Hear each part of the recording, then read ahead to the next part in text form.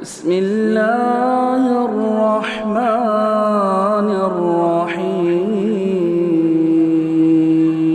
لقد كان في قصصهم عبرة لأولي الألباب ما كان حديثا يفترى ولكن تصديق الذي بين يديه وتفصيل كل شيء وهدى ورحمة لقوم يؤمنون. الحمد لله رب العالمين والصلاة والسلام على سيد المرسلين وعلى آله وصحبه أجمعين ومن تبعهم بإحسان إلى يوم الدين. أعوذ بالله من الشيطان الرجيم. بسم الله الرحمن الرحيم. واذكر في الكتاب إبراهيم إنه كان صديقا نبيا. وقال الله تبارك وتعالى إن إبراهيم كان أمة قانتا لله حنيفا ولم يكن من المشركين شاكرا لأنعمه اجتباه وهداه إلى صراط مستقيم وآتيناه في الدنيا حسنة وإنه في الآخرة لمن الصالحين. محترم حاضرین، قصص الانبیاء میں اب ہم تذکرہ کرنے جا رہے ہیں ابو الانبیاء خلیل الرحمن حضرت ابراہیم علیہ السلام کا، جن کا تذکرہ عید الاضحیٰ حج کے حوالے سے ہمارے سامنے بکثرت دہرایا جاتا رہتا ہے۔ ہر سال ہر مسلمان اس اعتبار سے حضرت ابراہیم علیہ السلام کا کچھ نہ کچھ تذکرہ سنتا ہی ہے، اور پھر آپ کی شخصیت ایسی ہے جن کے بارے میں یا جن کو اللہ تبارک و تعالیٰ نے خود نبی کریم صلی اللہ علیہ وسلم کو اسوہ اور نمونے کے طور پر پیش کیا، اور قرآن میں کئی مقامات پر حکم دیا ثم اوحینا الیک ان اتبع ملت ابراہیم حنیفا، کہ پھر ہم نے آپ کی طرف یہ وحی کی کہ ملت ابراہیمی کی طرف ملت ابراہیمی کی اتباع کیجیے، حنیفہ یکسو ہو کر صرف اللہ کی طرف رخ کرتے ہوئے، اور حنیفہ ولم یکن وما کان من المشرکین، اور وہ مشرکین میں سے نہیں تھے۔ حضرت ابراہیم علیہ السلام کا تذکرہ قرآن مجید میں 69 مرتبہ ہے، یعنی 69 مرتبہ اللہ تبارک و تعالیٰ نے آپ کا ذکر کیا ہے قرآن مجید میں۔ یہ چیزیں حضرت ابراہیم علیہ السلام کی شخصیت، سیرت اور ان کے جاننے پڑھنے کی اہمیت و افادیت کو بتاتی ہے۔ حضرت ابراہیم علیہ السلام کا 9ویں-10ویں پیڑھی میں نسب جو ہے حضرت نوح علیہ السلام سے ہی جا کر ملتا ہے، ان کے بیٹے سام والے سلسلہ نسب سے۔ ان کے والد کا نام کیا تھا؟ جیسا کہ قرآن و حدیث میں بطور والد کے ذکر کیا جاتا ہے آزر، لیکن کچھ لوگ اس میں اختلاف کرتے ہیں اور کہتے ہیں کہ آزر براہ راست آپ کے باپ نہیں تھے، بلکہ طارق نام کے شخص آپ کے باپ تھے، لیکن چونکہ پالن پوشن، تربیت اور دیکھ بھال آزر نے کی تھی جو چچا تھے، اس لیے ان کو باپ کی جگہ ذکر کر دیا گیا۔ لیکن اگر دیکھا جائے تو قرآن میں بالکل وضاحت سے، صراحت سے، صاف صاف ایک سے زائد مرتبہ متعدد مقامات پر آزر کو حضرت ابراہیم علیہ السلام کا باپ کہا گیا۔ دنیا ہی میں نہیں بلکہ آخرت کے سلسلے میں بھی جو اللہ کے نبی صلی اللہ علیہ وسلم سے صحت کے ساتھ صحیح حدیث وارد ہے، اس میں بھی حضرت ابراہیم کو آزر کا بیٹا کہا گیا ہے۔ چنانچہ قرآن نے کہا وَإِذْ قَالَ إِبْرَاهِيمُ لِأَبِيهِ آزر، جب ابراہیم نے اپنے باپ آزر سے کہا۔ یہ صرف ایک مقام پہ نہیں ہے، یہ سورہ انعام کی آیت ہے، سورہ مریم میں بھی ہے اور دوسرے مقامات پر بھی ہے۔ سنت میں بخاری وغیرہ کی روایت ہے کہ حضرت ابراہیم کے نبی صلی اللہ علیہ وسلم فرماتے ہیں یلقا ابراہیم اباہ یوم القیامہ، ابراہیم اپنے والد آزر سے قیامت کے دن ملاقات کریں گے۔ وعلی وجہ آذر قطرۃ وغبر، قرآن میں ہے نا کفار کے بارے میں، مشرکین کے بارے میں، کہ ان کے چہرے پر سیاہی ہوگی اور گرد آلود، غبار آلود چہرے ہوں گے، تو کہا ان کے چہرے، اس کا چہرے پر سیاہی اور غبار ہوں گے۔ فیقول لہ ابراہیم، تو ابراہیم ان سے کہیں گے الم اقل لک لا تعصنی، کیا میں نے آپ سے نہیں کہا تھا کہ میری نافرمانی مت کیجیے، میری بات مان لیجیے. فیقول ابراہیم علیہ السلام فالیوم لا اعصی، تو وہ ابراہیم علیہ السلام سے کہیں گے، باپ کہیں گے کہ ٹھیک ہے ابراہیم، آج میں تمہاری نافرمانی نہیں کروں گا، آج تمہاری بات مانوں گا. انتہا یقول ابراہیم صلوات اللہ وسلامہ علیہ یا رب انک وعدتنی اللہ تخزنی یوم یبعثون وای خزی اخزا من ابی الابعد. تو حضرت ابراہیم تب کہیں گے کہ اے رب العالمین، اے میرے پروردگار، تو نے مجھ سے وعدہ کیا تھا کہ مجھے قیامت کے دن رسوا نہیں کرے گا. اس سے زیادہ رسوائی کی بات کیا ہوگی کہ یہ باپ اس طریقے سے لعنتی ہو جائے اور دور کر دیا جائے. تو یہ تو بے عزتی اور رسوائی کا معاملہ ہے، اور تو نے تو وعدہ کیا کہ رسوائی نہیں کرے گا. تو اللہ تبارک و تعالیٰ کی طرف سے جواب ہوگا انی حرمت الجنہ علی الکافرین، میں نے کافروں پر جہنم کو حرام قرار دیا. حالانکہ یہاں ہم اس بات کی دلیل دے رہے ہیں اس حدیث سے کہ آزر حضرت ابراہیم کے باپ کے طور پر قیامت کے دن کا تذکرہ کرتے ہوئے بھی رسول اللہ صلی اللہ علیہ وسلم نے بیان کیا، چچا نہیں کہا. لیکن اس میں عبرت کا پہلو بھی ہے کہ سیدنا ابراہیم علیہ السلام اتنے اعلیٰ مقام، اللہ تبارک و تعالیٰ سے اتنے قربت حاصل کرنے والے بندے، جن کو اللہ نے اپنا خلیل بنایا، کوئی معمولی بات نہیں ہے. نبی کریم صلی اللہ علیہ وسلم اور سیدنا ابراہیم کے علاوہ پوری کائنات میں یہ درجہ، یہ مقام، یہ قربت الہی کسی اور کو حاصل نہیں ہے. ان کا یہ حال ہے کہ قیامت کے دن اپنے باپ کو نہیں بچا پائیں گے. یہ واقعہ ہے، ہم آگے پڑھیں گے کہ اتنا ہی نہیں، جب وہ ابراہیم علیہ السلام کو یہ احساس ہوگا کہ یہ تو میری بے عزتی ہے، میرے باپ کا یہ حال ہے، تو ان کے لیے ایک سہولت کی جائے گی، کہا جائے گا کہ ابراہیم پلٹو. جب وہ پلٹ کے اپنے باپ کی طرف متوجہ ہوں گے تو وہ ایک مینڈھے کی شکل میں ہوگا، خون آلود، اور اسی شکل میں فرشتے اسے پکڑ کر گھسیٹ کر جہنم میں جھونک دیں گے. سیدنا ابراہیم اپنے باپ کے کام نہیں آ سکیں گے. یہ ایک بات. یہاں استدلال یہ ہے کہ قرآن میں اور حدیثوں نے آزر کو براہ راست آپ کا باپ کہا. اب یہ جو بحث کرتے ہیں کہ نہیں باپ وہ نہیں تاریخ تھے، ان کے نسب میں یہ بیان کہتے ہیں، تو ویسے بھی یہ غیر ضروری ہے. کچھ لوگ کہتے ہیں کہ آزر ان کا نام اور تاریخ ان کا لقب ہو سکتا ہے، یا تاریخ نام اور آزر لقب ہو سکتا ہے، یا ایسا ہو سکتا ہے کہ ایک ہی شخصیت کے ایک سے زیادہ نام رہے ہوں. لیکن یہ طے ہے کہ آزر تاریخ ہو، لقب ہو، نام ہو، یہ الگ بات ہے. لیکن آزر حضرت ابراہیم کے والد ہیں. ویسے بھی میں نے عرض کیا کہ یہ کوئی اہم بات نہیں ہے، لیکن بعض لوگ اور جگہوں سے نقطے نکال لیتے ہیں. میرا خود کچھ روافض سے سالوں پہلے مباحثہ یا بات چیت ہو رہی تھی، تو وہ یہ کہہ رہے تھے، وہ یہ دلیل دے رہے تھے کہ ایسا ہو ہی نہیں سکتا کہ کوئی انسان کسی بچے کو پالے. پہلے انہوں نے یہ مقدمہ قائم کیا، اور وہ غلط ہو، اس کا پلنے والا بچہ اچھا ہو.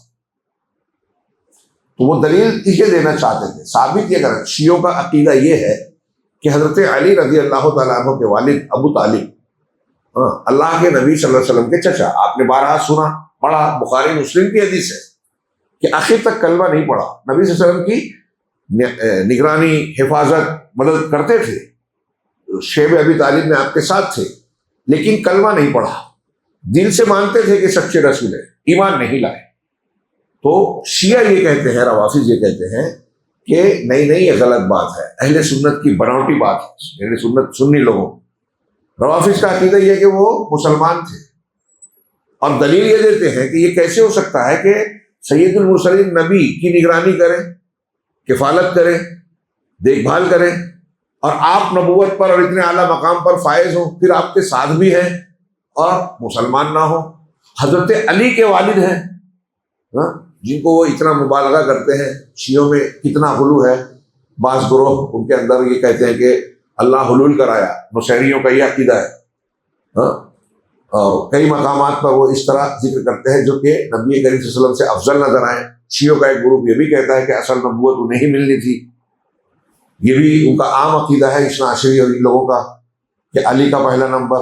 ہمارے بھی کچھ بچے بولنے لگتے ہیں بغیر جانے بوجھے کہ حضرت علی کا اللہ کے رسول کے بعد خلافت کا حق تھا، ابوبکر صدیق عمر فاروق نے چھین لیا، غصب کر لیا، اس لیے وہ بھی کافر اور ان کو خلیفہ ماننے والے بھی کافر. اور آج ہمارے یہاں لوگ اسلامی بنیاد پہ ان سے مصالحت کی بات کرتے ہیں، وہ بیان الگ دیتے ہیں. یہ غیر مسلموں کو سمجھانا تو مشکل ہے ہی، بہت سے مسلمانوں کو بھی اب سمجھانا مشکل، پروپیگنڈا، شور ہنگامہ ایسا ہے کہ جو ابو بکر صدیق اور عمر فاروق اور صحابہ کو مسلمان نہیں مانتے وہ ہم کو کیا مانیں گے؟ میڈیا میں بس وہ اعلان کر دیتے ہیں شیعہ سنی ایک ہو جاؤ اور یہ ہو جاؤ، اور لوگ چیخنے چلانے لگتے ہیں، دکھاوا کچھ اور ہے۔ لوگ سمجھتے ہیں، میڈیا والے کہہ رہے ہیں کہ امریکہ کے سامنے 40-50 سال سے یہی ڈٹا ہے۔ مجھے یہ سن کر ہنسی بھی آتی ہے، افسوس بھی ہوتا ہے۔ امریکہ کے ساتھ ہمیشہ ساتھ دیا، ساتھ رہا، اسلامی ملکوں کے خلاف کام کیا، اور پوری تاریخ کے ساتھ ساتھ حال میں بھی شام ہو، عراق ہو، فرانس، امریکہ، اسرائیل کے ساتھ ساتھ چل کر سنیوں کا قتل کیا، اسلام دشمن عناصر کو پنپانے میں، سازشیں کرنے میں، ہر جگہ ساتھ۔ ایران عراق جنگ کے ٹائم اسرائیل، امریکہ اسرائیل کے واسطے سے ذریعے سے اس کو ہتھیار دے رہا تھا، خبریں آئی تھی، غائب کر دی گئی۔ ہمیشہ آپس کا تعاون رہا، دکھاوے میں نورا کشتی ہوتی۔ خیر، بات تھوڑی سی پھیل گئی۔ اس کا استدلال یہ تھا کہ ابو طالب مسلمان۔ میں نے جب ان کو یہ پیش کیا کہ آپ کا دعویٰ یہ ہے، مقدمہ یہ ہے کہ جو پال رہا ہے اسی کا اثر ہوگا، اگر ابو طالب کافر ہوتے تو محمد صلی اللہ علیہ وسلم سید المرسلین نبی اور اتنے درجے اعلیٰ درجے کے نہیں ہوتے، تمہارا یہ کہنا ہے۔ مطلب یہ کہ باپ مومن انسان کا یا نبی کا باپ کافر، مشرک، گمراہ نہیں ہو سکتا، یہ ان کا مقدمہ تھا۔ تو میں نے مثال پیش کی کہ حضرت ابراہیم علیہ السلام خلیل الرحمن ہے، نبی ہے، اور ان کے باپ جو ہے آزر کافر تھے، قرآن کہہ رہا ہے۔ تو جھٹ سے ان کا یہی دعویٰ تھا کہ آزر باپ نہیں تھا، چچا تھا۔ تو کہا پھر باپ قرآن کیوں کہتا ہے؟ کہا وہ چچا کو کہتا ہے ولد سینو ابھی، اور اس طرح کہتے نا کہ وہ چچا جو ہے وہ باپ کی جگہ ہوتا ہے، خاص طور سے اگر وہ بود و باش اور پرورش کا ذمہ اٹھا لے تو انہوں نے پرورش کی تھی اس لیے باپ کہہ دیا گیا، حقیقی باپ تاریخ سے۔ تو گویا یہ جس کو ہم غیر اہم سمجھ رہے ہیں اس کو بھی کچھ لوگ اپنی غلط مسلک کے لیے اس کو بیس بنا کر جو ہے اپنی غلط چیز کو ثابت کرنا چاہتے ہیں۔ تو صحیح بات یہی ہے کہ آزر باپ ہی تھے، اور ہو نہ ہو یہ کوئی دلیل نہیں ہے۔ ایسی اور بھی مثالیں ملے گی کہ والد جو ہے وہ ایمان والے ہیں، بیٹا کفر پر ہے، یا بیٹا ایمان والا ہے، باپ کفر پر ہے۔ صحابہ کرام میں تو اس طرح کی بہت مثالیں مل جائے گی۔ خیر، کہہ رہے ہیں کہ اس کے بعد حضرت ابراہیم علیہ السلام کے نام نسب کا میں نے تھوڑا سا ذکر کیا۔ بعض اہل علم کہتے ہیں کہ ابراہیم علیہ السلام کا یہ جو نام ہے کہ یہ عربی زبان میں بولا جاتا ہے، لیکن سریانی میں اس کا معنی ابو الرحم یعنی ہوتا ہے ابراہیم، ایسا باپ جو رحم کرنے والا ہو، ابو الرحم، بچوں پر لطف اور احسان کرتے ہوئے۔ لیکن ایسا لگتا ہے کہ یہ بس کھینچتان ہے، لیکن کچھ لوگوں کا یہ کہنا ہے۔ حضرت ابراہیم علیہ السلام نمرود بن کنعان کے زمانے میں پیدا ہوئے۔ یہ مشرق اور مغرب کے علاقوں کا بادشاہ تھا، اور یہ وہ بات ہے جس پر عام اہل علم قائم ہیں، اور اہل علم نے وہ جگہ کہ کہاں وہ مقیم تھے، کس جگہ ان کی پیدائش ہوئی، اس سلسلے میں اختلاف کرتے ہیں کہ وہ کون سا مقام تھا جہاں حضرت ابراہیم یا ان کے والد وغیرہ نے استقرار اختیار کیا، قیام کیا۔ کہا یہ جاتا ہے کہ وہ کنعانیوں کی زمین حران میں پیدا ہوئے، پھر ان کے والد نے ان کو لے کر جو ہے کنعان سے بابل کی طرف منتقل کر دیا یا ہو گئے، جو کلدانیوں کی سرزمین تھی۔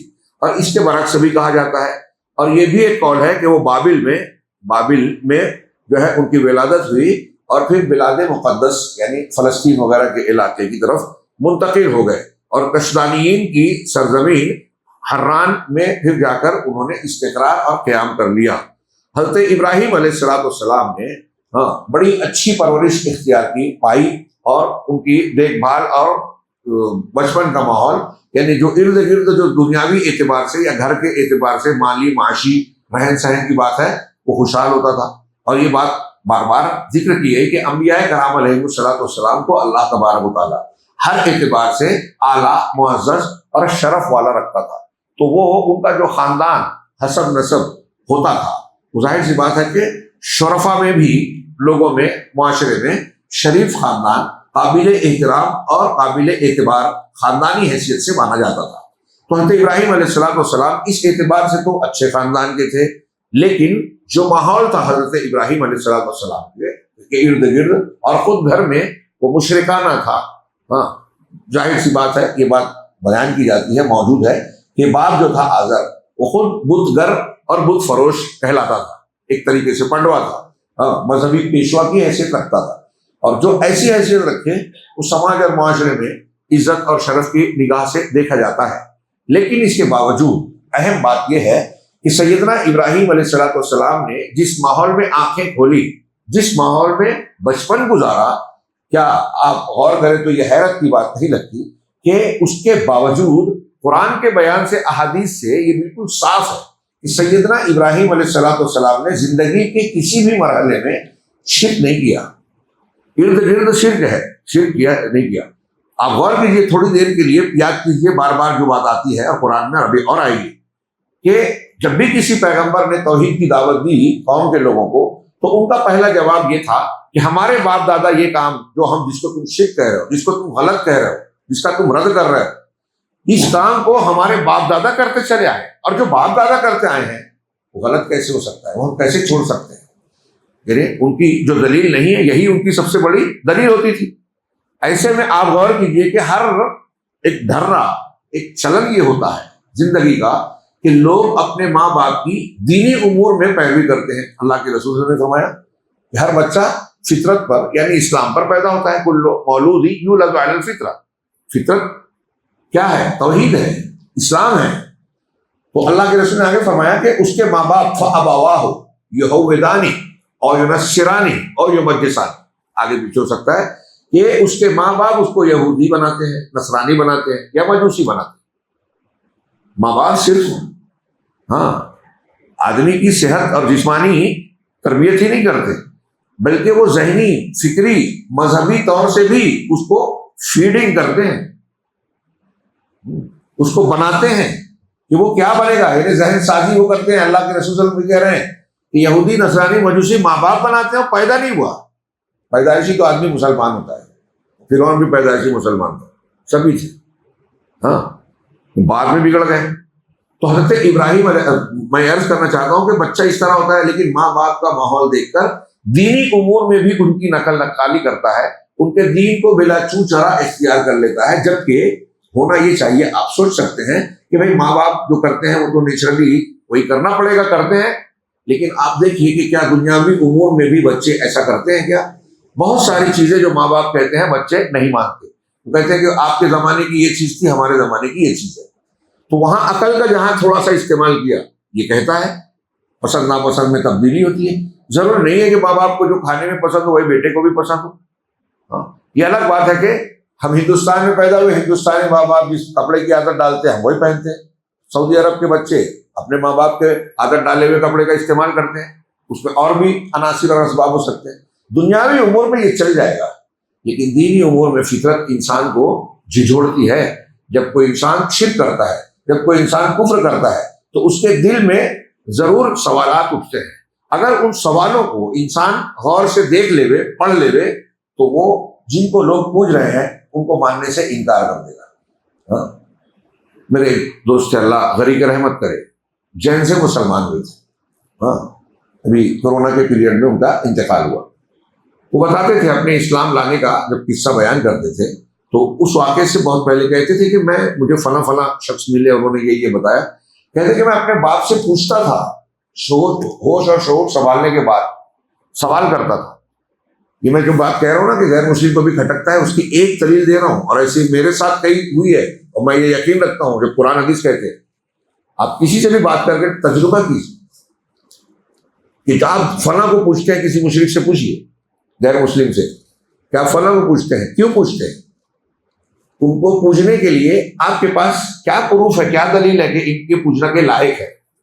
اس طرح کے 2-3 سوالات کیجیے گھوم پھر کر، تو آخر میں وہ بات اگر پہلے نہیں آئے گی تو بعد میں آ جائے گی جو یہ میں کہہ رہا ہوں۔ ان کے دل میں کھٹک رہتی ہے، سوال اٹھتا ہے۔ وہ کہتے تھے عبد الواحد بھائی کہ میں اپنے والد سے پوچھا کہ آپ بتاتے ہیں کہ مہاویر جی کہ ہم کو تپسیا پوجا کرنی ہے. وہ جینیوں کے عقیدے کے مطابق ان کے یہاں ایک اصطلاح تیرتھنکر، 24ویں تیرتھنکر. تو انہوں نے دنیا کو تیاگ دیا اور گیان کی پراپتی، علم کے حصول کے لیے بودھی ورش کے درخت کے نیچے بیٹھے 21 دن تک تپسیا کی. تو کہتے تھے کہ میں نے جب یہ واقعہ سنتے تھے پڑھتے تھے تو میں ان سے سوال کیا باپ سے، والد سے، کہ ہم مہاویر جی کی پوجا کر رہے ہیں تو یہ بتائیے کہ مہاویر جی نے کس کی تپسیا کی، انہوں نے کس کی پوجا کی، کس سے مانگا؟ تو کہا میرے ابا جواب نہیں دیتے، کہتے تھے کہ جیسا ہے ویسا مان، اس ہم میں مت پڑ. ہے نا، سوال اٹھانا. باپ نے سوال کو دبا دیا، بیٹے نے سوال کو بڑھا دیا، مسلمان ہو گیا. بعد میں اپنے والد کو بہت محنت کی تو وہ کہنے لگے کہ اعتراف کیا آخر یہ سمجھ میں آ گیا جو تو نے دھرم اختیار کیا، مذہب اختیار کیا، وہ صحیح ہے، سچا ہے، لیکن میری ہمت نہیں ہے، میری بیٹیاں ہیں، فلاں ہے فلاں ہے. ہاں، تو وہ ڈراتے تھے کہ دنیا کے جس ڈر سے آپ اسلام قبول کرنے سے رک رہے ہیں، مرنے کے بعد والا ڈر اس سے کہیں زیادہ سنگین خطرناک ہے، جہنم کے عذاب والا. لیکن اللہ کی توفیق ہونی چاہیے. تو میں اس واقعے سے، اور اگر موقع ہو اس میں اصل چیز رہ جائے گی، دعویٰ یہ جو کر رہا ہوں کہ کوئی بھی انسان جو شرک کرتا ہے اس کے دل میں کھٹک ضرور پیدا ہوتی ہے کہ اللہ کے کلام اگر کوئی ایک تجربہ ہمیں نہ بھی ہو تو قرآن حدیث کے بیان سے ہم کو سمجھ لینا چاہیے، اور ہوتا ہی ہوگا. جو بھی غلط کرتا ہے تو فطرت میں توحید ہے، کائنات میں توحید ہے، حدیثوں میں توحید ہے، قرآن میں توحید ہے، نبیوں کے بیانات میں توحید ہے. توحید ہمارے اندر اور باہر ہر طرف بکھری پڑی ہے، یعنی توحید کی دلیل ہے. تو بہرحال حضرت ابراہیم علیہ السلام کے بارے میں یہ دلیل دے رہا ہوں. اپنی اس بات کی دلیل سیدنا ابراہیم کی زندگی سے بھی دینا چاہتا ہوں. وہ یہ کہ ابراہیم علیہ السلام کی سماج اور معاشرے میں پیدا ہو رہے ہیں، آنکھیں کھول رہے ہیں، بڑے ہو رہے ہیں، پل رہے ہیں، بچپن سے دیکھ رہے ہیں شرک کو.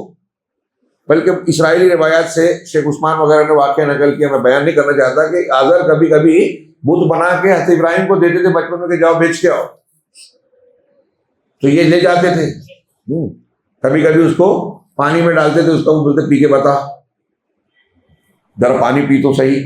ایسے اور بھی قصے لوگوں اسی وقت سے اس سے سوال کرتے تھے کہ تو معبود ہے اگر تو میرا بھلا کام کر کے بتا، ایسا کر کے بتا.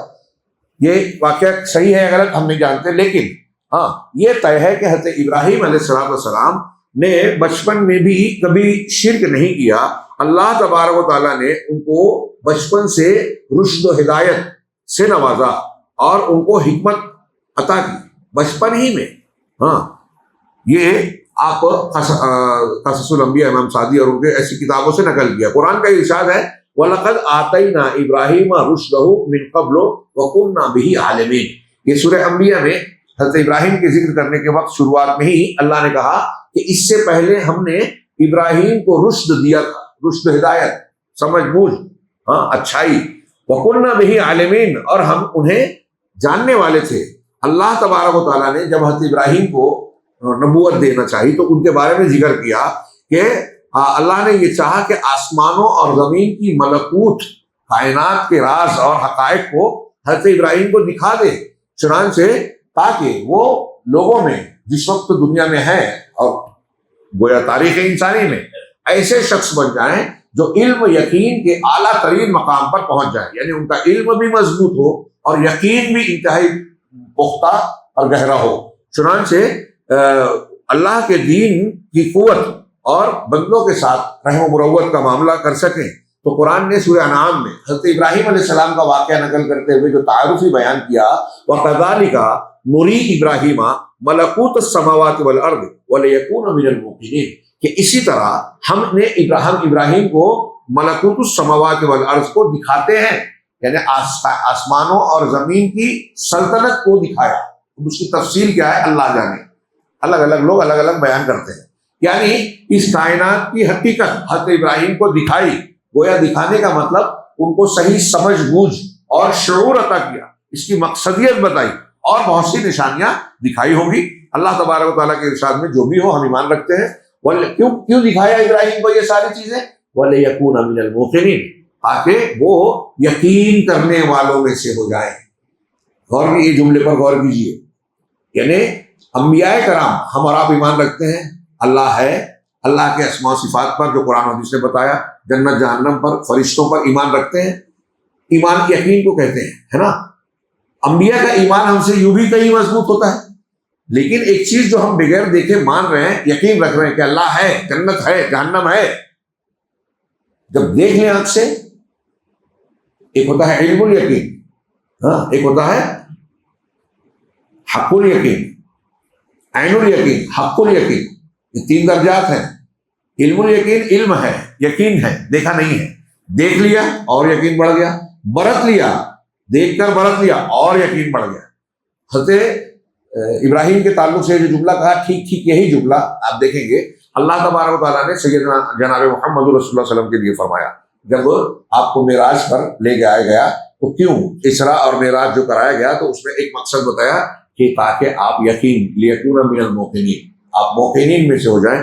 ٹھیک یہی بات یہاں کہا، ولیکون من الموقنین، اور تاکہ حضرت ابراہیم علیہ السلام یقین کرنے والوں میں سے ہو جائیں۔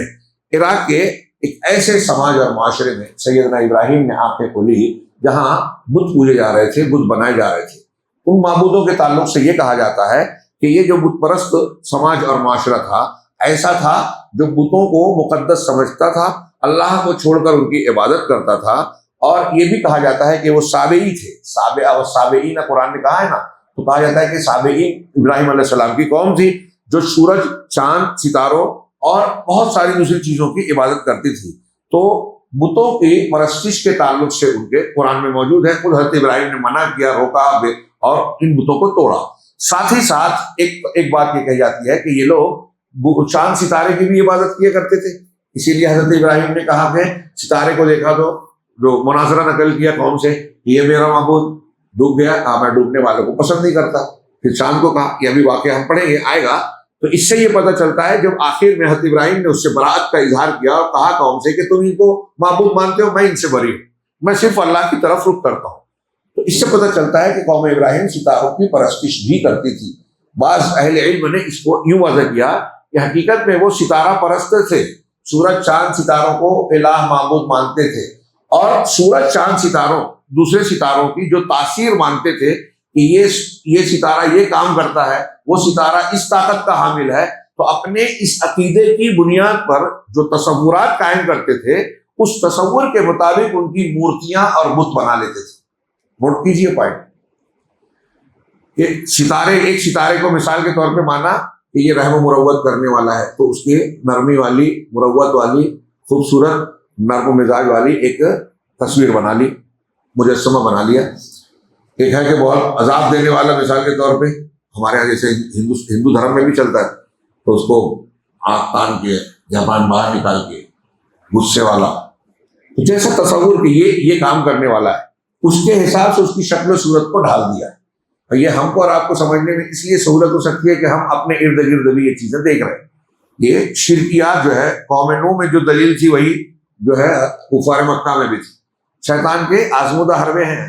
تو آپ دنیا کے جو مشرکین کو دیکھیں گے، تاریخ میں جو دیکھیں گے، تو ان کی دلیلیں ملی جلی ہیں۔ بتوں کے نام الگ ملیں گے، علاقائی اعتبار سے کچھ تفریق ملے گی، لیکن بیس بنیاد میں آپ کو ایک ہی چیز نظر آئے گی۔ اسی لیے یہ انبیاء کے واقعات اور قوموں کے سرگزشت ہمارے لیے عبرت کا نمونہ ہے۔ تو ابراہیم علیہ السلام کی قوم کے بارے میں یہ کہا جاتا ہے، ٹھیک یہی عقیدہ آپ کو، بہت غور سے، ٹھیک یہی عقیدہ آپ کو یونانیوں کے یہاں ملے گا۔ یہ ہرکلیس اور فلاں جو کہتے ہیں دیوی دیوتا، اور پھر یہ بھی کہا جاتا ہے کہ جن دیوی دیوتاؤں کو یونانیوں نے مانا، یا آج جو دنیا میں مشہور ہے، بہت سے نام ہم بولتے ہیں، استعمال کرتے ہیں، ہمیں پتہ نہیں ہے کہ یہ یونانی دیوتاؤں اور دیویوں کا نام ہے۔ جنوری، فروری، مارچ کس کا نام ہے جانتے ہیں؟ ہمارے لیے یہ سال کے مہینے ہیں نا، عیسوی یا مسیحی سن جو ہمارے یہاں ایک مروج ہے، چونکہ کاروبار غیر مسلموں کا اسی سے چلتا ہے، اسی پہ تو ہم لوگ مجبور ہیں، ہمیں ہجری سال استعمال کرنا چاہیے، لیکن ہمارے یہاں تنخواہیں، نوکریاں، سارے حکومتی کام اس سے ہوتے ہیں، تو ایک طریقے سے اس سے جڑے رہنا پڑتا ہے، گورنمنٹ ریکارڈ بناتا ہے، اسی سے پر چلتا ہے۔ تو یہ جنوری فروری جو ہے نا، یہ یونانی دیوی دیوتاؤں کے نام پر ہے، مہینوں کے نام۔ اور اس سے ان کے عقیدے جڑے ہیں کہ اس مہینے میں فلاں دیوی، اس مہینے میں فلاں دیوتا، یہ ان کا مہینہ ہے، جو بھی ہو اس کی تفسیر. جیسے یہ ہمارے ہاں سنیچر، منگل ہے نا، یہ نام ہے، شنیوار، فلاں وار، یہ بھی ستاروں سیاروں کی طرف نسبت ہے. ہندوؤں کے عقیدے تھے شنی کا دیوتا، میرا خیال ہے شنی شاید زحل کو بولتے ہیں، ہے نا، سورج کے گرد والے جو نظام شمسی میں عطارد، زہرہ، زمین میں ویک جو ہم کہتے ہیں، انہی کے ناموں پر یہ دینوں کے نام ہیں. اور اسی سے جیوتش ودیا میں کام لیا جاتا ہے. اس کی چال سے قسمت کا حال، مستقبل کا حال بتایا جاتا ہے، سمجھا جانے کی کوشش کیا جاتا ہے. ہم اس کو شرک کرتے ہیں، کوئی بھی غیب کے جاننے کا دعویٰ کرے، شرک ہے، کفر ہے، اللہ نے کسی کو نہیں بتایا. ٹامک ٹوئیاں، اٹکل پچو جو بولتے ہیں، کچھ صحیح ہو جاتا ہے، کچھ غلط ہو جاتا ہے. کچھ شیطان کی خبریں ہیں صحیح ہو جاتی ہیں، اس کی وجہ سے ان کے جھوٹ کو بھی لوگ صحیح سمجھ لیتے ہیں. اس سے پہلے یہ بحث ہو چکی ہے.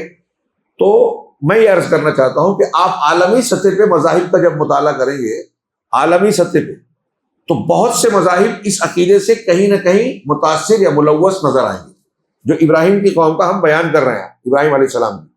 اور حیرت انگیز بات یہ ہے، بلکہ افسوسناک بات یہ ہے کہ آج اس بدعقیدگی کا کافی کچھ اثر آپ مسلم قوم کے بہت سارے طبقات اور جاہل لوگوں پر پائیں گے. بظاہر جو پڑھے لکھے ہیں لیکن یہ مانتے ہیں، وہ بھی جاہل ہی ہیں. ڈگری ان کی کسی فن کی ہوگی، دین سے تو بالکل جاہل ہے اگر وہ یہ مانتے ہیں. میں نے کہا، اس سے پہلے ذکر کیا کہ یہ آج ایپ ملنے لگا ہے کہ آپ اپنے ڈیٹ آف برتھ اور فلاں جو ہے فیڈ کیجئے اور کمپیوٹر کے ایپ سے قسمت کا حال پوچھیے تو وہ بتائے گا. یہ جیوتش ودیا جو ہندوؤں میں بہت سارے غیر مسلم ہیں، کیا پامسٹ بولتے ہیں، نجومی وغیرہ، تو وہ جیوتش ودیا سے گویا بیان کرتے ہیں. کوئی ہاتھ کی لکیر دیکھ کے، کوئی پتوں کو دیکھ کے، کوئی زمین پر لکیر کھینچتا ہے، جس کو علم رفل، علم رمل کہا جاتا ہے. اس سے پہلے ذکر ہوا حضرت ادریس علیہ السلام کے تذکرے میں کہ وہ زمین پر خط کھینچتے تھے. اور پھر علم جفر ہے، اور ایسے اور بھی ابجدیات ہے. الف با جیم، آپ کا نام کیا ہے، نام میں کون سے حروف ہیں، اس کا نمبر کتنا ہوتا ہے. اب الف بے جیم دال کا نمبر ہوتا ہے. اب یہ بھی حیرت کی بات ہے کہ ایک آدمی اردو سے نمبر نکالتا ہے، ایک انگریزی سے نکالتا ہے، دونوں کے نمبر میں فرق ہوتا ہے، پھر بھی نتیجہ ایک کیسے ہو سکتا ہے. تو بہرحال آپ کا نام کیا ہے، نام کے حروف کیا ہیں، اس حروف کا پھر قسمت کا حال نکالا جاتا ہے کہ آپ ایسے ہیں، آج کا دن آپ کا اچھا نہیں جائے گا، آج کے دن آپ ایسا جھگڑا ہو سکتا ہے، ایک آدمی آپ کی بیوی بن سکتی ہے. تھوڑا سا مذاق کے لیے کہہ دیا. اس طرح کی باتیں لوگ کرتے ہیں کہ آدمی حیرت میں پڑ جائے. اور بہت سے لوگ مانتے ہیں. اور میں نے جو کہا کہ مسلمانوں میں جاہل لوگ، تو آج میں نے دیکھا کہ بعض مسلمان بھی اس کو جاننے کی کوشش کرتے ہیں. ایپ سے مسلمانوں کے چھاپنے والے اخبار میں، پرچے میں ستاروں کی چال اور ستاروں کا حال بیان ہوتا ہے. ہم نے دیکھا مسلمان جو ہے شادی بیاہ کی تاریخ فکس کرتا ہے تو کیلنڈر لاتا ہے.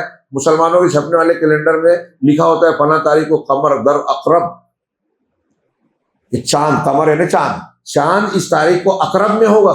یہ جو آسمان کے برج مانے گئے، اقرب ہے، ثور ہے، حوت ہے، اس طرح نام دیے گئے ہیں جانوروں کے نام پہ. تو فلاں نچھتر جب رہے گا، تارا برج رہے گا، تو اس وقت تو کوئی کام کرنا منحوس ہوگا، شادی نہیں کرنا، ورنہ جھگڑے ہوتے رہیں گے. ایسا ہو سکتا ہے، ویسا ہو سکتا ہے. تو بہرحال ایسی اور بھی بہت ساری چیزیں مسلمانوں میں. تو میں نے اپنی آنکھ سے دیکھا ہے کہ مسلمان شادی کی تاریخ پکڑنے کے لیے کیلنڈر میں یہ دیکھتے ہیں کہ بھائی اس تاریخ میں اقرب میں تو نہیں ہے چاند، تو اگر اقرب میں ہے تو اس تاریخ کو شادی نہیں کرنی ہے، فلاں دن فلاں مہینے میں نہیں کرنی ہے. ہمارے یہاں سفر کے مہینے میں بولتے نہیں کرنا، منحوس ہوتا ہے. اب صحابہ میں امہات المومنین میں کئی لوگوں دیکھے سفر میں، تو عائشہ کہتے شوال میں میری شادی ہوئی. کچھ لوگ شوال میں شادی کو نہیں سمجھتے تھے. ٹھیک، مسلمانوں میں اس قسم کا عقیدہ ہے. تو میں کہہ رہا ہوں یہ ستارہ پرستی ہے، ستاروں کا اثر دنیا میں ہونا، کہ فلاں ستارہ نکلتا ہے، گہن نکلتا ہے تو کسی بڑے آدمی کی موت ہوتی ہے، دمدار ستارہ نکلتا ہے یا تارا ٹوٹ کے گرتا ہے تو دنیا میں ایسا ہوتا ہے ویسا ہوتا ہے. ایسا کچھ نہیں ہے.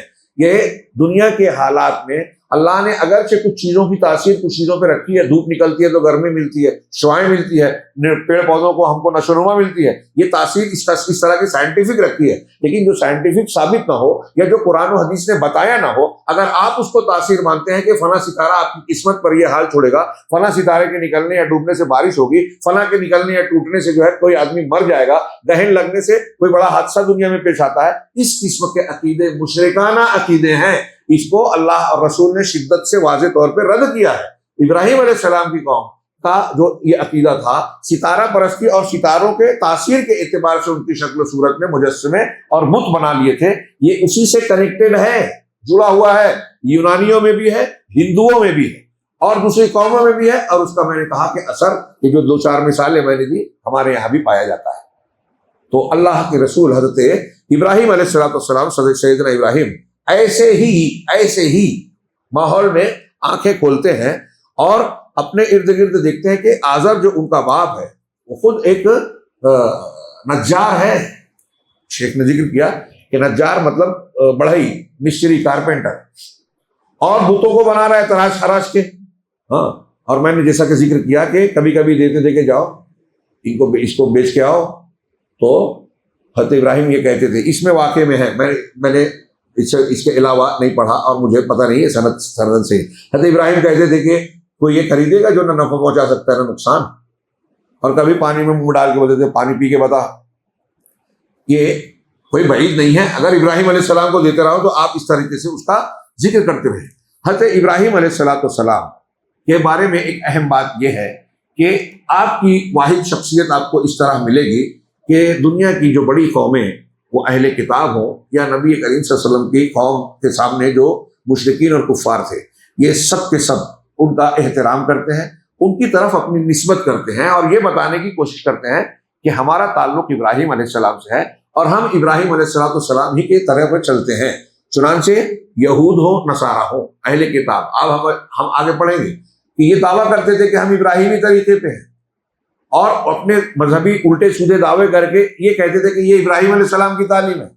کئی مقامات پر اللہ تبارک و تعالیٰ نے یہود و نصارہ کا رد کرتے ہوئے کہا کہ ابراہیم تو حنیف تھے، ابراہیم تو مشرک نہیں تھے، اور تم جو دعوے کر رہے ہو تمہارے یہ دعوے توریت انجیل کے حوالے سے ہیں۔ ہاں، توریت انجیل خود حضرت ابراہیم علیہ السلام کے بعد نازل ہوئے، اور تم اس کے بعد یہودیت اور نصرانیت تم کہتے ہو کہ ابراہیم نے بتائی۔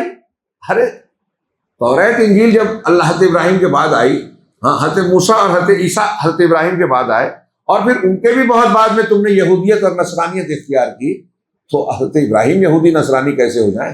ماں کانا ابراہیم یہودی ولا نصرانی، ابراہیم نہ یہودی تھے نہ نصرانی تھے۔ جیسے آج ہم کہہ سکتے ہیں کہ محمد رسول اللہ صلی اللہ علیہ وسلم ہمارے پیغمبر ہیں، نہ وہ صوفی تھے، نہ شیعہ تھے، نہ حنفی تھے، نہ شافعی تھے، نہ مالکی تھے، نہ چشتی، نقشی اور کیا قادری، نقشبندی، ہاں، سہروردی، رفاعی، اور جو پتہ نہیں کون کون یائی ہے، رضائی بھی۔ اللہ کے رسول صلی اللہ علیہ وسلم یہ سب نہیں تھے، حنیف تھے، مسلم تھے، متبع وحی تھے، ہاں، اللہ کے خلیل تھے، اور آپ ہی کی اتباع کرنے کے لیے بولا گیا ہے۔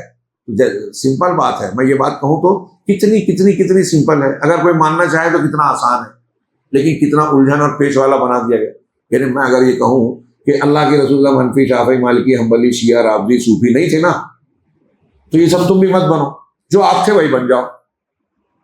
اللہ کے رسول ہمارے لیے نمونہ ہے، اللہ تعالیٰ نے کہا آپ کی اطاعت کرو، تو کیا اس میں کوئی دقت ہے، کوئی ہیر پھیر ہے؟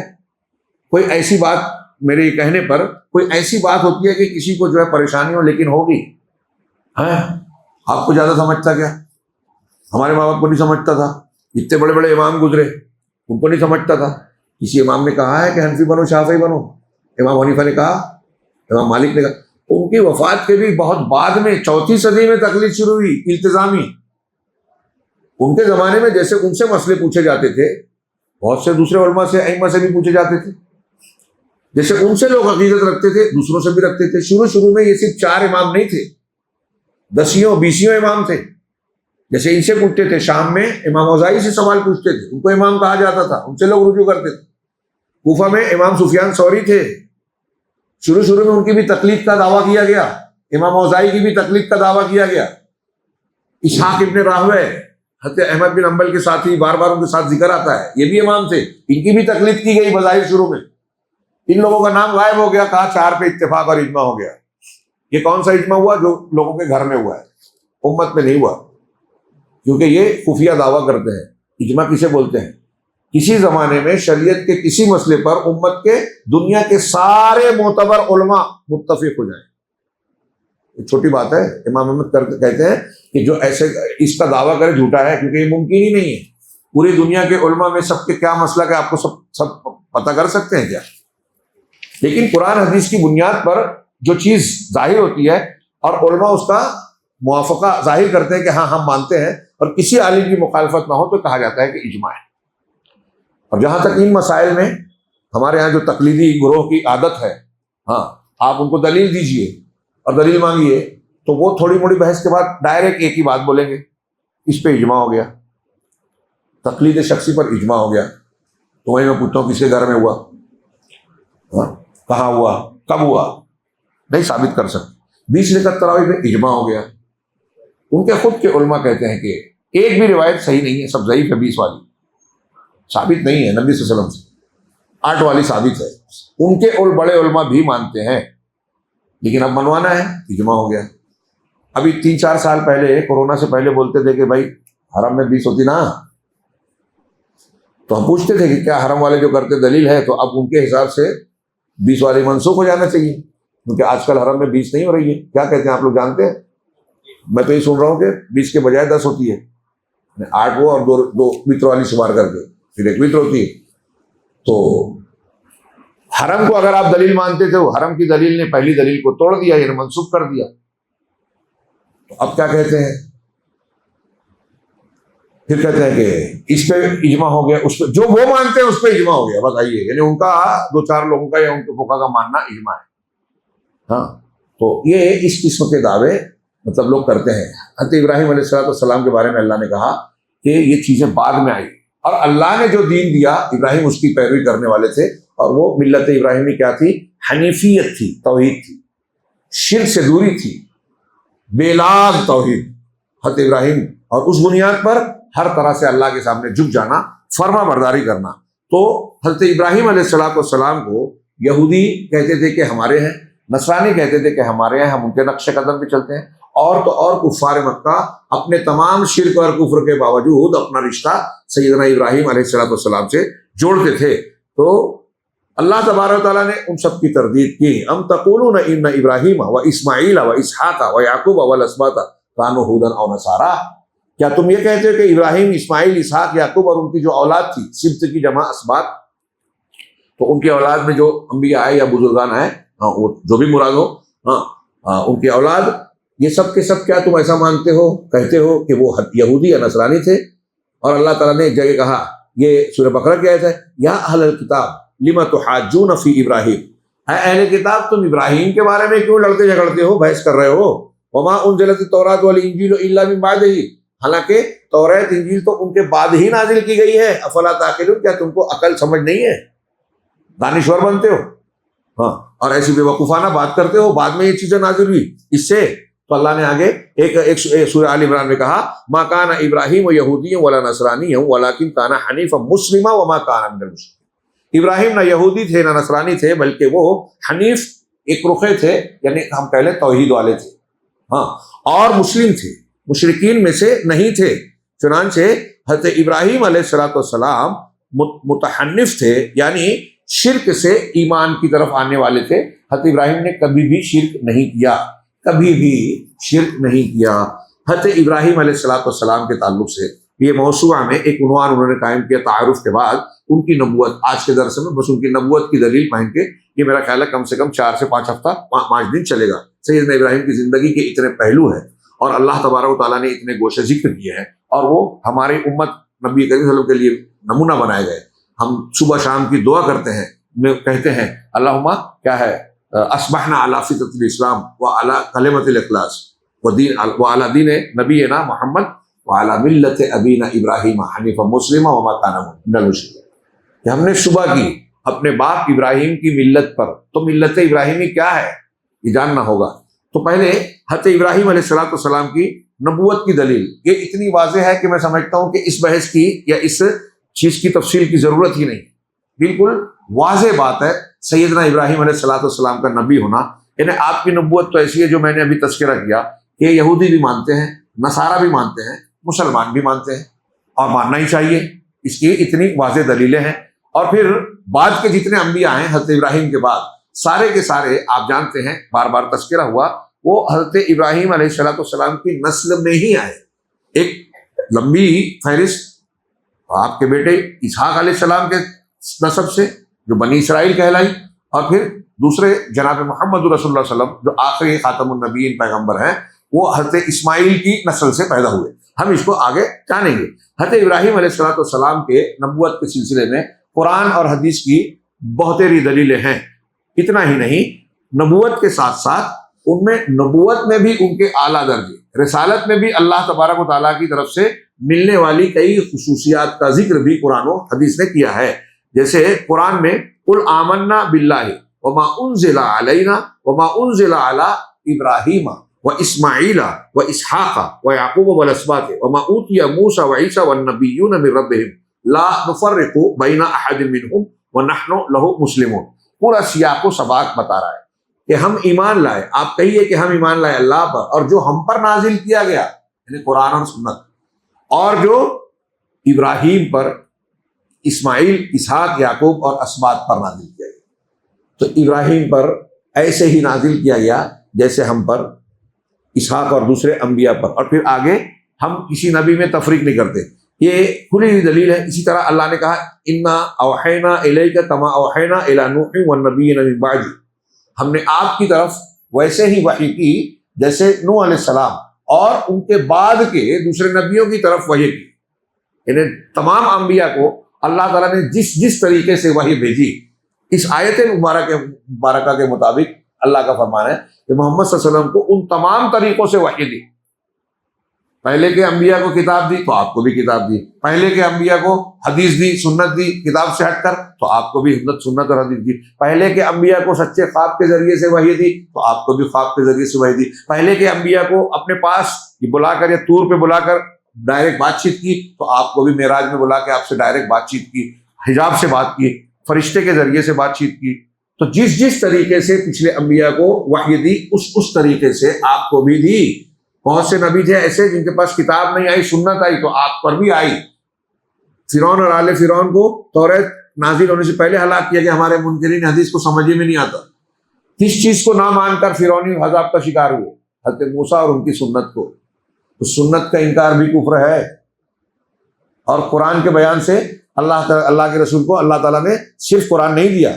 ہاں، تو اس آیت میں آگے کہا کہ جیسے اور نبیوں کی طرف کی تو اوحینا الی ابراہیم و اسماعیل و اسحاق و یعقوب والاسباط و عیسیٰ و ایوب و یونس و ہارون و سلیمان و آتینا داؤد زبورا و رسلا قصصناہم علیک من قبل و رسلا لم نقصصہم علیک.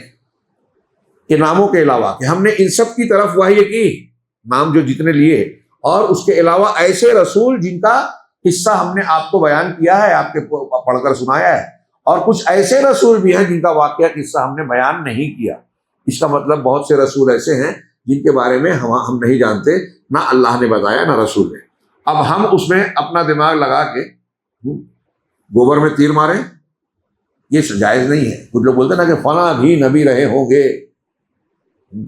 کوئی گوتم بدھ کو بنا دیتا ہے، کوئی زرتشت کو بنا دیتا ہے، کوئی پنڈت رام چندر جی کو بنا دیتا ہے. ہاں، جبکہ میں نے اس سے پہلے بتایا کہ وہ پیدا ہی نہیں ہوئے. ہندوؤں میں سے بہت سے لوگوں کا یہ کہنا ہے، اور ہمارے یہاں کچھ لوگ نبی بنا دیتے ہیں. جاہل سلمان ندوی، بہرحال ایسے اس کی جہالت کا بہت سارا پردہ، لیکن ان کو بھی ماننے والے لوگ ہیں، عقیدت مند، بہت بڑے، بہت قابل. ہاں، قابلیت صرف صحیح ہونے کی دلیل نہیں ہے. اگر ایسا ہوتا تو ابلیس بہت بڑا علامہ کہلاتا، اور اس کا بھی حلقہ ہے. سبھی لوگ اس کی کچھ نہ کچھ پیروی کری جاتے ہیں. اللہ محفوظ رکھے ہمیں اس کے شر سے. تو اس طریقے سے اور بھی قرآنی دلیلیں موجود ہیں. ہاں، میں صرف یہ بتا رہا ہوں. اسی طریقے سے حضرت ابراہیم علیہ الصلوۃ والسلام کی نبوت کے ایک دلیل کے طور پر، علم کے طور پر ذکر کریں کہ جو حدیث شفاعت ہے، قیامت کے دن لوگ مختلف انبیاء کے پاس جائیں گے درخواست کرنے کے لیے کہ اللہ سے گزارش کیجیے حساب و کتاب لے لے، تو اس میں جب حضرت آدم حضرت نوح کے پاس جائیں گے، حضرت آدم کے بعد حضرت نوح علیہ السلام حضرت ابراہیم کی طرف بھیجیں گے، تو اللہ کے رسول صلی اللہ علیہ وسلم کی جو حدیث ہے اس سلسلے میں، اور آپ نے کہا کہ انا سید القوم یوم القیامہ، میں قیامت کے دن لوگوں کا سردار ہوں. پھر پوری لمبی تفصیل بیان کرتے ہوئے جو میں نے ذکر کی اس کا اشارہ کر کے کہہ رہے ہیں فیاتون ابراہیم، تو لوگ حضرت ابراہیم کے پاس آئیں گے اور کہیں گے انت نبی اللہ وخلیلہ من اہل الارض، آپ اللہ کے نبی ہیں اور اہل ارض میں، دنیا کے لوگوں میں اللہ تبارک و تعالیٰ کے خلیل ہیں. نبی اور نبوت سے بھی اللہ نے ایک خاص خصوصیت دی، وہ اونچی خلت عطا کی، خلیل بنایا. خالص دوست خلیل کا معنی ہوتا ہے. کہا اشفع لنا الی ربک، ہمارے لیے اپنے پروردگار کے پاس سفارش کیجئے.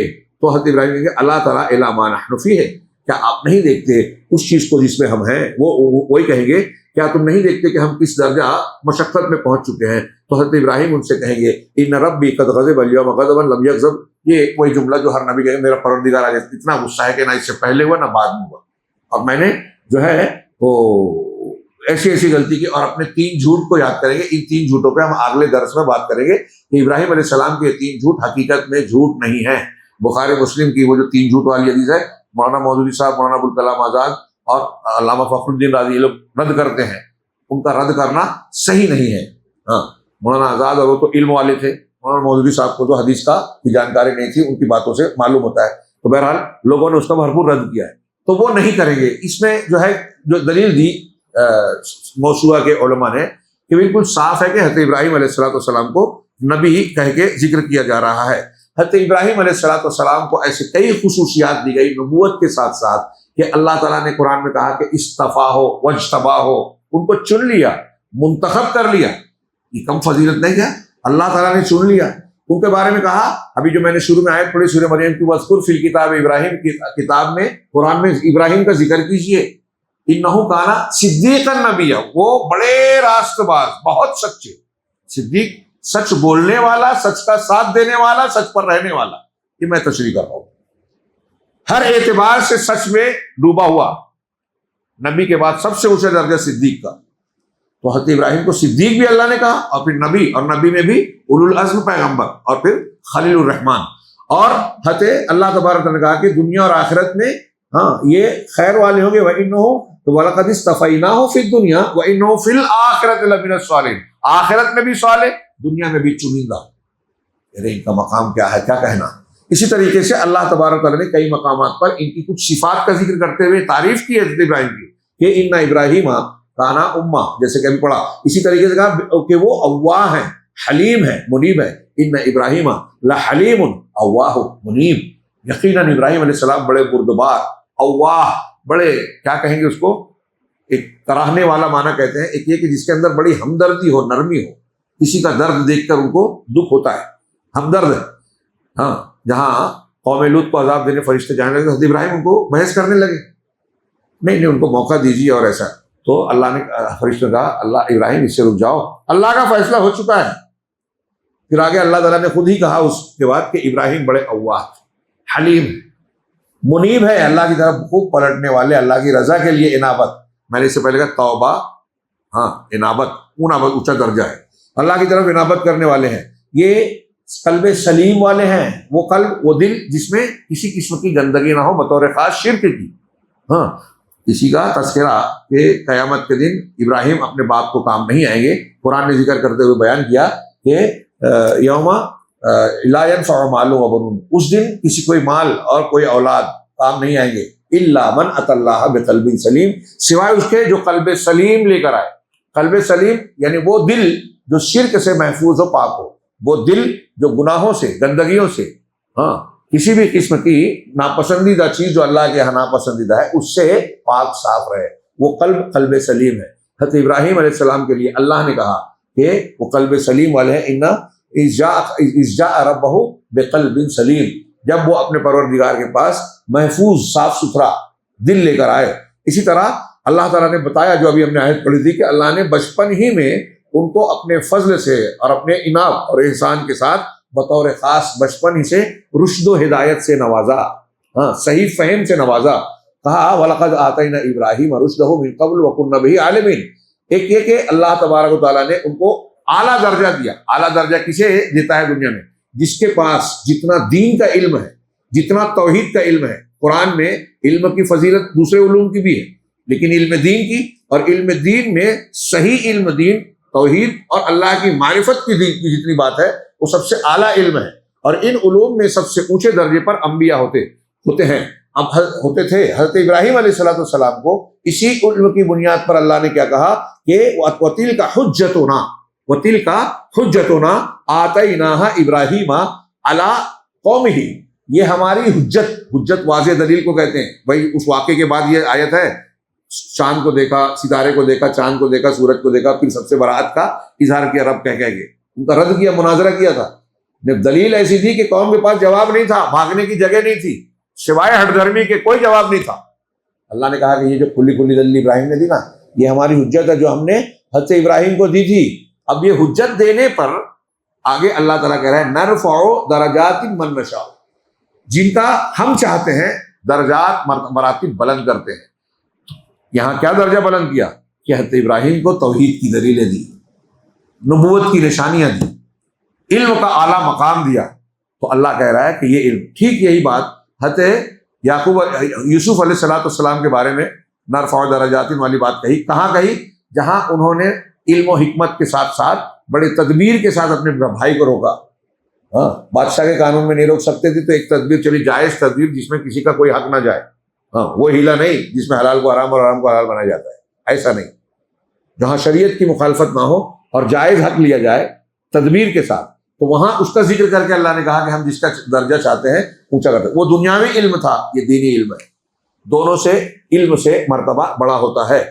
اسی طریقے سے حضرت ابراہیم کی ایک کے بارے میں اللہ نے کہا کہ اللہ نے انہیں خلیل بنایا. کل موسوعہ میں ان چیزوں سے متعلق جو حضرت ابراہیم علیہ السلام کو اللہ نے کچھ خصوصیات دی ہے اس کو انشاءاللہ پڑھیں گے. ان کی دعوت، ان کی نبوت پڑھی، اب ان کی دعوت کیا تھی، دعوت کے دائرے کیا تھے، اور پھر ان کے ساتھ جو خاص واقعات پیش آئے. ہر مرحلے پر ہمارے لیے بڑی عبرت نصیحت اور علم و حکمت کی باتیں ہیں، توحید کی تعلیم ہے. اللہ تبارک و تعالی ہمیں توفیق دے کہ جن مقاصد کے تحت اللہ نے اسے ہمارے سامنے بیان کیا ہے ہم ان مقاصد کو حاصل کرنے والے بنے. دنیا اور آخرت میں رب العالمین ہمیں اس کا فائدہ عطا فرمائے. وآخر دعوانا ان الحمد للہ رب العالمین والسلام علیکم.